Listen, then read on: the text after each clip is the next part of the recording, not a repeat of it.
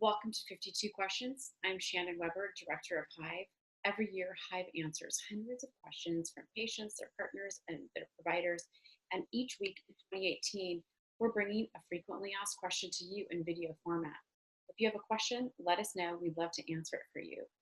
This week's question is sperm washing necessary with U equals U in PrEP?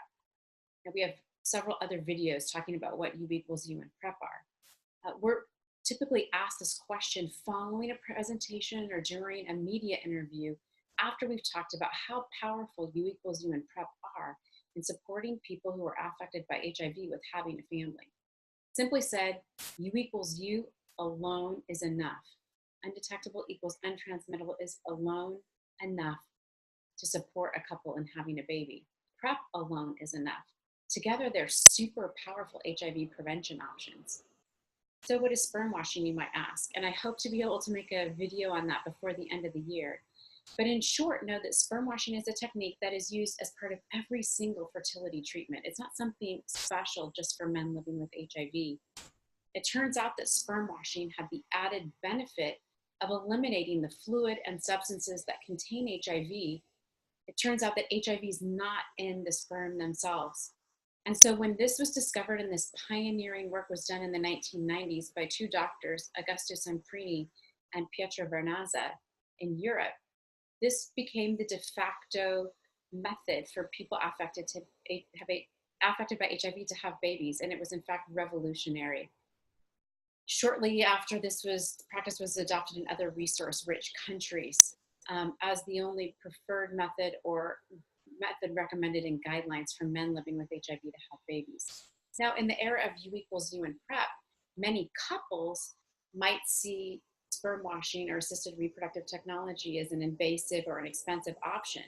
And not to mention in the US, sperm washing is not widely available. It's limited both by geography and by cost, meaning there's not that many centers that provide services to couples living with HIV, and the cost can be quite expensive. So is sperm washing really necessary with U equals U in PrEP? And the answer is it's not necessary if you can get pregnant and make a baby by having sex. But if you can't get pregnant through sex, be that from female factor fertility or male factor fertility, or because you're a same-sex couple, a single parent by choice, or any number of other loving family configurations, sperm washing is a necessary part of the assisted reproductive technology process. And you may not need it for HIV, but you'll need it for these fertility issues or for the fertility support.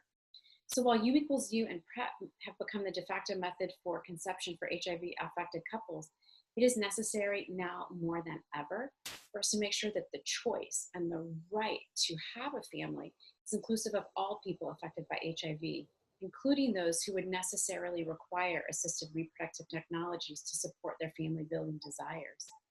In short, yes, sperm washing is necessary. And not only should the HIV community continue to advocate for increased access for assisted reproductive technologies, but ASRM, or the American Society of Reproductive Medicine, and their membership should review their outdated practices of discriminating against people based on their HIV status or their family configuration.